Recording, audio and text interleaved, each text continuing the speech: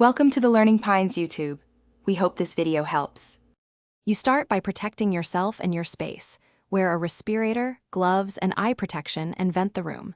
Next, mix and thin the paint to the Vf803 recommendation, usually about 1/2 paint to reducer because viscosity controls atomization and flow. Then assemble the gun. Attach the air cap and nozzle, secure the cup, and tighten seals. Once done, adjust the inlet air to the compressor spec so the sprayer has steady pressure before you move to test spraying. Now you dial in the controls. Set the compressor to about 20-25 psi as a starting point because pressure affects droplet size.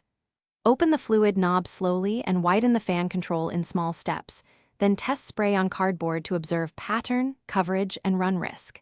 Make sure you hold the Vf803 6 to 10 inches from the surface, keep the gun perpendicular, and move with steady speed. If lines appear, change speed or overlap passes by about 50% to ensure even coverage.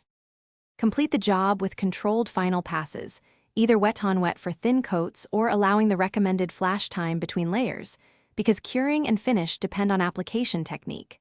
When finished, flush the Vf803 thoroughly with the correct solvent to prevent clogs and protect seals.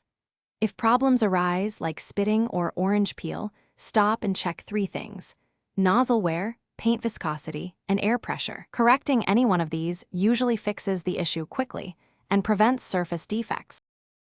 Thanks for watching. Consider subscribing if we helped you.